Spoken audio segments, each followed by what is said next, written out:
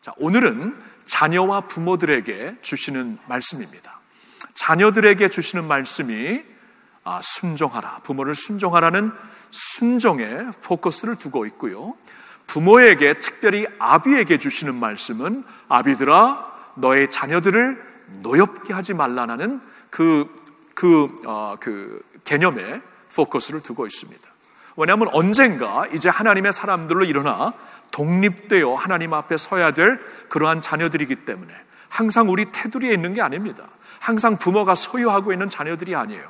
궁극적으로는 하나님의 사람들로 하나님께 이제 내어놓아야 하는 자식들이기 때문에 그 자식들을 이제 훈계와 그 훈련으로 양육하는 사명을 받은 부모들에게 중요한 것은 그들을 노엽게 하지 말라라는 것에 초점을 두고 있는 것입니다.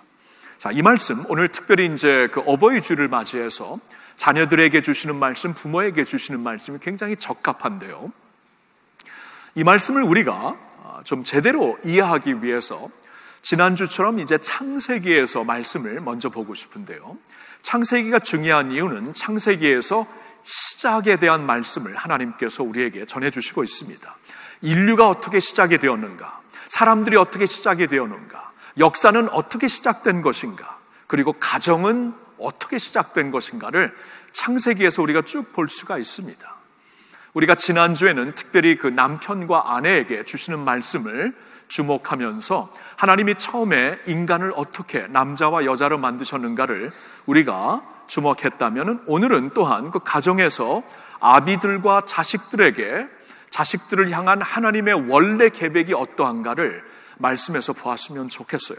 이 처음으로 돌아와 하나님의 원래 디자인을 보는 것이 왜 중요하냐 하면은 이 가정이라는 것은 그냥 생겨난 게 아니거든요. 사람들이 그냥 만들어지고 사고로 진화론을 통해서 만들어진 게 아니라 하나님께서 당신의 형상으로 만드셨기 때문에 사람을 만드셨을 때에는, 그리고 사람과 함께 가정을 만드셨을 때에는 창조주이신 하나님이 원래 가지신 목적이 있고 계획이 있었다는 것입니다. 물론 그 계획이 죄로 말미암아 부서지고 깨집니다. 근데 그 깨진 것이 이제 예수 안에서 다시 주님의 은혜로 풀처럼 우리를 붙여서 새로운 작품으로 만들 때 다시 하나님께서 원래 디자인하신 가정의 모습을 보는 것이 굉장히 중요한 것이죠. 자, 그런 의미에서 하나님이 인간을 만드셨을 때 당신의 형상으로 만드셨다, 당신의 모양으로 만드셨다는 것이 우리가 지난주에 창세기 1장과 2장에서 자세히 보았던 내용이 아닙니까? 그러나 이제 가정을 통해 부모와 자녀의 개념을 만드셨을 때도 하나님은 이것을 당신의 형상으로, 당신의 모양으로 만드셨다는 것을 창세기에서 우리가 볼 수가 있어야 됩니다. 창세기 5장 1절부터 3절까지 우리 한번 같이 읽어보겠습니다. 이것은 아담의 계보를 적은 책이니라. 하나님이 사람을 창조하실 때에 하나님의 모양대로 지으시되 남자와 여자를 창조하셨고 그들이 창조되던 날에 하나님이 그들에게 복을 주시고 그들의 이름을 사람이라 일컬으셨더라. 아담은 130세에 자기의 모양 곧 자기의 형상과 같은 아들을 낳아 이름을 셋이라 하였고. 자, 이게 굉장히 중요한 말씀이 있습니다. 하나님께서 당신의 모양으로, 당신의 형상으로 아담을 창조하셨다. 그게 이제 1절의 말씀이죠. 하나님이 사람을 창조하실 때 자신의 모양대로 당신의 형상으로, image of God으로 우리를 만드셨다. 남자와 여자를 그렇게 만드신 것이다. 자, 그런데 중요한 것은, 그러면 하나님께서 당신의 모양, 당신의 형상을 아담에게 주시어서 아담을 통해 이제 3절을 보니까 그의 아들을 낳게 하는데, 그의 아들을 자신의 형상으로, 하나님은 당신의 형상을 아담에게 주셨고, 그럼 아담은 하나님의 형상을 받은 자신의 형상으로 아들을 낳았고, 셋은 또한 부모에게로부터 물려받은 하나님의 창조주의 형상으로 자식을 낳고, 이게 하나님의 원래 계획이었다는 것이에요. 그러니까 하나님의 모양이, 이제 보세요. 지난주에도 말씀드렸지만 하나님의 이미지가, 하나님의 그 형상이 삼위일체 하나님이죠. 그러니까 본질적으로는 한 분이신 하나님이 인격적으로는 세 분이 되십니다. 본질 한 분, 인격으로는 세 분. 그러한 하나님의 모양으로 지음을 받았다면은 그 하나님의 그 모양에서 하나님 아버지가 계시고 그의 아들 예수 그리스도가 있죠. 그렇죠? 아버지와 아들이 있습니다. 마찬가지로 그 형상으로 아버지와 아들, 부모와 자녀를 만드셔서 하나님은, 창조주 하나님은 부모에게 원래 베푸신 당신의 형상을 부모를 통해 자식에게, 그러니까 하나님께서 우리 인류에게 주시고자 하는 모든 복을 부모를 통해 자식에게 주는 그러한 원칙으로 천지를 창조하시고 가정을 만드셨다는 것입니다. 그렇죠? 자녀인 경우에는 우리가 부모를 통해 생명을 받습니다. 자녀인 경우에 우린 부모님을 통해 우리의 기질을 받고 우리의 은사를 받고 달란트를 받고 부모를 통해 이 모든 것을 받는 것이에요.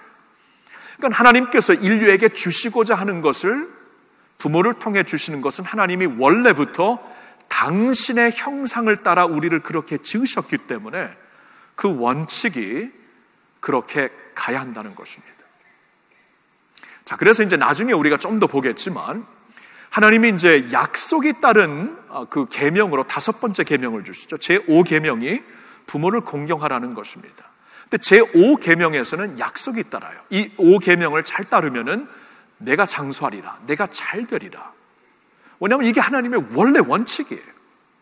그러니까 부모를 통해 내려주시는, 흘려내려 보내주시는 하나님의 은혜, 하나님의 은총이기 때문에 내 부모를 잘 공경하고 이러한 그 하나님의 원칙을 잘 받아들일 때 우리가 이 세상에서 잘 되고 복 받는 것, 이건 하나님이 처음부터 주신 원칙이라는 것입니다. 자, 이게 깨집니다. 근데 죄로 말미암아 이게 깨져버려요. 부부 사이에 지난주에는 이 그 남편과 아내가 하나님 안에서 동등하게 지어져 파트너십을 이루며 하나님의 사명을 이루라고 우리에게 허락하신 것인데 이게 이제 죄로 말미암아 깨집니다. 그래서 아내는 남편을 지배하기를 원하고 남편은 아내를 힘으로 다스려 버립니다. 이게 이제 죄의 결과이죠. 마찬가지로 부모와 자식들의 관계에서도 하나님은 원래부터 이제 부모를 통해 자식들에게 내려주시고자 하는 은혜가 있고, 그러면 그 하나님의 그 질서, 하나님의 자신의 모양으로 허락하신 그 질서 가운데 우리 그 후손들을 축복하며 잘되게 하시려고 하는데 문제는 죄로 말미암아 그게 깨져버렸어요. 죄로 말미암아 그 흐름이 깨져버리고 가정의 모양은 여전히 있지만, 그래서 가정 안에서 여전히 어느 정도의 우애와 사랑이 있지만 이것은 어디까지나 깨진 사랑, 깨진 신뢰, 깨진 우애가 된 것이 오늘날 우리의 가정의 현 주소입니다. 그렇죠? 깨졌어요. 그래서 이제 중요한 것이 이렇게 깨진 가정들이기 때문에 하나님께서 당신의 작품으로 우리를 새롭게 빚을 수 있도록 하나님께 우리 자신을 드리는 거예요. 예수 안에서 내가 거듭났기 때문에, 그렇다면은 이제 실제적인 삶에서 예수 안에서 새 생명이 되었기 때문에 예수의 새 옷을 입으라고, 남편이면 남편으로서, 아내면은 아내로서, 자녀면은 자녀로서, 부모는 부모로서 이제 예수의 새 옷을 입어야 하나님의 원래 디자인으로 갈 수가 있거든요. 원래 축복의 자리로 갈 수 있거든요. 그러면서 주시는 말씀, 그러면서 강조하시는 말씀이 오늘 20절에 보니까 자녀들아 모든 일에 내 부모를 순종하라. 물론 이제 주 안에서 순종하라는 것이지만 모든 면에 굉장히 극단적인 말씀을 하십니다. 모든 면에 부모를 순종하라. 아비들아, 부모에게 말씀하시는 것이지만 특별히 아비들에게, 훈계하는, 양육하는 사명이 주어진 아비들에게 너의 자식들을 노엽게 하지 말아라. 이것은 하나님의 뜻이 아니다라고 말씀을 해주시고 있습니다. 자, 이 말씀을 오늘 좀 구체적으로 보고자 하는 것입니다. 여러분, 하나님의 10계명을 보면은 모든 계명들은 그 계명 자체로 끝납니다. 무엇을 하여라, 무엇을 하지 말아라, 이 계명 자체가 강조가 되는데 제5계명만큼은 하나님께서 약속을 덧붙여서 우리에게 말씀을 주십니다. 자, 신명기 5장 16절에서 그 말씀을 한번 보도록 하겠습니다. 다 같이. 너는 내 하나님 여호와께서 명령한 대로 내 부모를 공경하라. 그리하면 내 하나님 여호와가 내게 준 땅에서 내 생명이 길고 복을 누리리라. 자, 보셨나요? 약속이 따르는 계명입니다. 여러분, 오늘날 청년들이 한국을 가리켜, 오늘날 우리 대한민국을 가리켜 헬조선이라고 합니다. 우리에게는 더 이상 기회가 없다. 우리가 잘 살 수 있는 기회가 없어졌다. 전에 우리 부모 시대는 열심히 일하면 잘 살 수 있었지만 우리는 아무리 열심히 해도 잘 살 수가 없는 그러한 땅이 되어버렸다.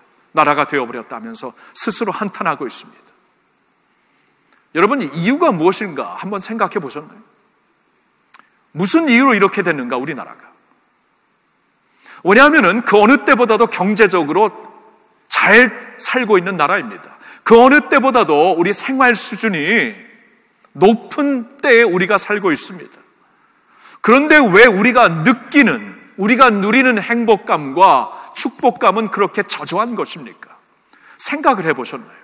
왜 우리에게는 기회가 없는 나라가 되었다고 우리가 스스로 느끼며 그렇게 진짜 현실적으로 되어가는 나라가 되었을까요? 왜 그럴까 한번 생각을 해보세요. 하나님께서 약속을 하십니다. 이 원칙을 갖고 살아라. 그러면 너가 사는 내 땅에서 너가 형통하게 되리라, 복을 받으리라 하나님께서 말씀을 하시는데, 약속이 담겨져 있는 말씀인데 우리가 이 계명, 약속이 담겨져 있는 계명을 제대로 지키고 있는가? 여러분, 부모를 순종하고 있어요? 여러분의 부모님들을 공경하고 있습니까? 아닌 것 같아요. 왜냐하면 우리나라의 노인들이 점점 외로워지십니다. 우리나라의 노인들을 보면 점점 외로워지는 나라, 눈치 보이는 나라, 젊은이들에게 눈치 보이는 나라. 여러분, 이거 병든 사회입니다. 이게 하나님이 이렇게 만드신 사회가 아닙니다. 노년의 백발은 하나님의 영광이라고 말씀하고 있어요, 성경에. 근데 노년의 백발이 영광이 아니고 눈치 봐야 되는 수치가 되었다는 것은 병든 사회예요. 우리가 부모 세대에게, 우리 부모님들에게 공경을 하지 못하면 나라가 이렇게 될 수밖에 없습니다. 아무리 잘 살아도 그 축복이 내게 리턴이 안 됩니다.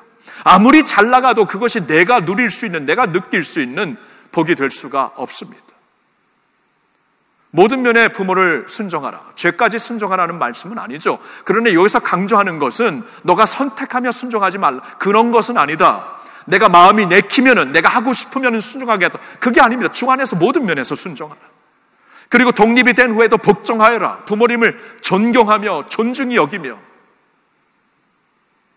그들의 노년이 행복할 수 있도록, 안전할 수 있도록, 평화로울 수 있도록 책임지는 세대가 되어라.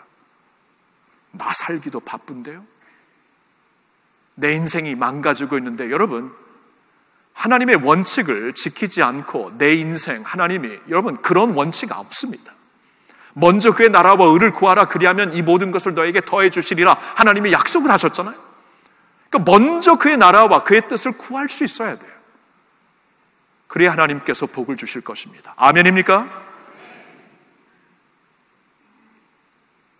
오늘 젊은이들에게, 자녀들에게 묻고 싶은 거예요. 내가 나의 부모에게 어떻게 하느냐 보고 우리 자식들이 똑같이 할 겁니다.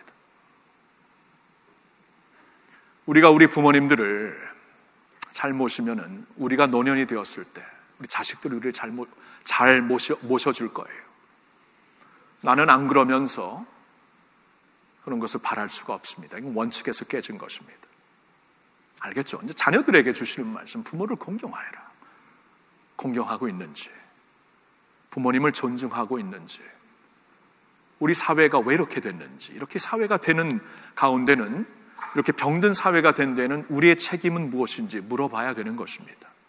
자, 그러면서 이제 아비들에게 주신 말씀이 있습니다. 부모에게 주시는 말씀이 있어요. 근데 어떻게 보면 부모들에게 주시는 말씀이 더 중요합니다. 여러분, 위의 물이 맑아야 아랫물도 맑습니다. 아랫물이 흐리다는 것은 위의 물이 흐리기 때문이에요. 지난주에도 우리가 보았지만 아내들에게 남편들을 복종하라, 그리고 남편들은 아내들을 사랑하라. 근데 무엇이 더 중요한가? 엄밀히 따지면은 남편들이 아내를 사랑하는 게 먼저예요. 왜냐하면 예수님이 그러셨잖아요. 예수님이 당신의 신부가 되시는 교회를 먼저 사랑하고 교회를 위해 자신의 몸을 희생하셨기 때문에, 그로 말미암아 이제 아내들은 그러한 이 교회가 그러한 주님을 복종하듯이 이 사랑이, 희생의 사랑이 있기 때문에 복종하는 것이에요. 그래서 먼저 있어야 되는 것은 먼저 된 자들의 책임입니다. 그러면 부모가 먼저 된 자들로서 책임이 있다는 것입니다. 그러면 부모들이 어떤 책임을 지금 소홀히 하고 있는가, 어떤 책임에서 우리가 망가져 있는가, 이 말씀입니다. 부모들에게, 아비들에게, 특별히 아비들에게 자녀를 노엽게 하지 말아라. 무슨 말입니까? 자녀를 낙심시킨다는 거예요. 자녀를 노엽게 한다는 것이에요. 자녀들을 버겁게 만든다는 것입니다. 여러분, 믿는 부모들도 자녀들을 버겁게 하는 거 아시나요? 나는 자녀들에게 신앙을 가르치려고 하고 하나님을 경외하는 것을 가르치려고 하고, 근데 있잖아요, 그게 버거울 수 있습니다. 왜냐하면 우리가 주입으로 신앙을 가르치기 때문이에요. 믿음은 주입이 아니지요. 여러분, 믿음은 내가 스스로 하나님을 인격적으로 만나는 게 믿음이니까, 부모가 잘 믿는다고 자식들이 잘 믿는 거 그대로 되지 않습니다. 이게 저절로 되는 게 아니에요. 부모가 하나님을 인격적으로 만났듯이 자녀들이 하나님을 인격적으로 만나야 그게 진짜 믿는 것인데, 근데 인격적으로 만나야 되는 하나님을 내가 주입식으로 신앙을 가르치려고 하니까 버거운 것이에요. 무거운 것이에요. 부모의 하나님을 거절할 수가 있습니다. 믿는 자들의 가정에서 자식들이 주님을 거절할 수가 있어요. 버겁기 때문에. 아비로부터 너무나 버거운 짐을 받았기 때문에. 우리 예수님을 한번 보세요. 예수님을 보시면은 이런 말씀을 하십니다. 수고하고 무거운 짐진 자들아, 다 내게로 오너라. 내가 너희를 쉬게 하리라. 내게로 와서 내게 배우고 내 멍에를 메라. 내 멍에는 가볍고 어렵지 않다. 쉽다. 쉬운 멍에다. 내 멍에를 메면 너희가 쉼을 얻으리라. 자, 이 말씀을 주님이 하시죠. 그러니까 주님께서 우리에게 주시는 것은 버거운 게 아닙니다. 쉬운 것입니다. 멍에, 그러면 부모에게 멍에, 세상에서 멍에, 사회의 멍에는 다 무거운데 예수님의 멍에는 쉬워요. 가볍습니다. 왜 그런지 아세요? 예수님이 낮아지셨기 때문입니다. 하나님이 낮아지셨기 때문입니다. 하나님이 위에서 이렇게 보시면서 내가 창조주 하나님이니까 너희는 나를 섬겨라, 너희는 나를 따라라, 내 계명을 지키라 하면 얼마나 버겁겠습니까? 구약의 율법만 있다면 얼마나 버겁겠습니까? 사도 바울이 그 율법을 지키려다가 죽을 뻔했잖아요. 오라 나는 공고한 자로다. 율법을 지키면서 하나님을 제대로 알려고, 하나님을 제대로 섬기려다가 자신이 죽게 되는 거예요. 영원히 죽게 되는 거예요. 너무나 버거워요. 하나님이 그렇게 버겁게 우리에게 계명을 주신 게 아니라 자신을 낮추시어서 인간의 몸을 입고 오시어서 우리를 섬겨주십니다. 낮아지십니다. 낮아지셨기 때문에, 우리의 레벨로 내려오셨기 때문에 그분의 멍에가 버거운 게 아니고 쉬운 것입니다. 거기에 생명이 있고 평안이 있는 것입니다. 아비들이 아무리 좋은 뜻을 가지고, 부모들이 아무리 좋은 뜻을 가지고, 또한 신앙을 가지고 이것을 위에서 누리게 된다면, 주입을 시킨다면 이건 버거울 수밖에 없습니다. 계명이 버거웠듯이. 여기 중요한 것은 낮아지는 것입니다. 부모에게 이게 필요합니다. 여러분, 한번 자식들을 보세요. 자식들이 나로 말미암아 지금 버거워하지 않는가? 나의 자녀들이 나로 말미암아 도리어 낙심되고 있지 않는가? 하나님께서 그들을 향해 하나님께서 갖고 계신 계획만이, 이것만이 최선이거든요. 부모의 계획이 최선이 아닙니다. 아무리 부모가 자식을 사랑하고 자식을 위해 생명까지 준다고 해도 부모의 계획이 최선의 계획 아닙니다. 왜냐하면 우리가 완벽하지 않기 때문에, 우리 죄로 말미암아 이미 망가진 존재들이기 때문에 우리의 최선은 망가진 최선이에요. 최선이 아닙니다. 그래서 하나님의 최선만이 최선인데, 하나님의 최선을 자식들에게 주기 위해서는 언젠가 그들을 릴리스해야 돼요. 그들을 내보내야 됩니다. 그들을 하나님께 보내드려야 되고, 나의 터두리에서 우리가 담대하게 이렇게 놓을 수 있어야 됩니다. 성경 말씀에 이런 말씀이 있어요. 시편 127편 4절에 이런 말씀이 있습니다. 한번 보여주실래요? 같이 읽겠습니다. 젊은 자의 자식은 장사의 수중의 화살 같으니. 보셨나요? 젊은 자의 자식은 장사의 수중의 화살 같다. 수중의 화살 같아서 화살은 쏘라고 있는 것입니다. 언젠가 내 테두리 밖에 쏴야지 그들이 날개를 피고, 하나님께서 주신, 창조주께서 주신 날개를 피고 하나님의 최선의 계획 가운데 그들이 살 수가 있는 것이에요. 근데 계속 우리가 테두리 안에 주입식으로 내가 모든 것을 아는 식으로 여러분 다 모릅니다. 완벽한 부모 없습니다. 완벽한 지식 없습니다. 계획 없습니다. 하나님 계획뿐이는 없습니다. 그렇기 때문에 우리가 최선은 항상 하나님이시다, 이것을 깨달으면서 우리 자식들을 나의 계획, 나의 욕망으로 버겁게 하면 안 된다는 것입니다. 그래서 하나님이 그 말씀을 하는 것이에요. 부모가 할 일, 아비들이 할 일, 자녀들을 훈계하고 양육하는 것 맞는데 버겁게 하는가 자신을 돌아보라는 것입니다.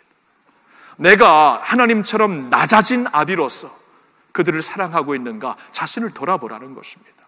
어머님도 마찬가지예요. 어머니들도. 그래야 자식들이 살 수가 있다는 것입니다. 자, 이게 오늘 주시는 말씀이에요. 자녀들아, 모든 면에서 주 안에서 내 부모를 순종하라. 그리고 공경하라. 아비들아, 부모들아, 내 자식들이 버거워하지 않도록, 그 자리에서 낙심되지 않도록 자신을 낮추라. 낮춘 자리에서 사랑하라. 말씀을 하시고 있습니다. 자, 이게 오늘 말씀이고요. 저는 오늘 이 말씀을 거두면서 여러분들과 함께 한 구절을 보고 같이 이제 끝내고 싶은데요. 이게 구약 성경의 마지막 두 구절입니다. 말라기서 4장 5절과 6절의 말씀인데, 지금 이 죄로 말미암아 망가진 사회, 죄로 말미암아 망가지고 부서진 인류를 우리에게 가르쳐 주십니다. 어떻게 망가졌는가? 부모 세대와 자녀 세대가 깨진 것이에요. 아비와 자식들의 세계가 완전히 분열된 그러한 심판 가운데 우리가 살고 있다. 오늘 우리나라, 우리 사회와 같지 않습니까? 오늘 현대 사회와 같지 않습니까? 그렇다는 것이에요. 그러나 이 심판을 주님께서 경고를 하시면서도 우리에게 주시는 소망이 있죠. 경고를, 생명을 주시기 위해 주시는 건데 여기 말씀을 하십니다. 그날이 이르기 전에 엘리야와 같은 선지를 보내리니, 이분은 누구냐 하면 세례 요한입니다. 엘리야와 같은 선지자 세례 요한이었는데, 세례 요한이 와서 할 일이 무엇이냐면 예수 그리스도의 길을 예비하십니다. 예수 그리스도의 길을 그가 예비하여서, 그러니까 예수 그리스도 하나님의 메시아를 이 세상에 보내주실 터인데, 그가 오시어서 할 일이 무엇인가? 아비들의 마음을 자식에게로, 자식들의 마음을 아비들에게로 돌이킬 것이다. 여기에 소망이 있는 것이에요.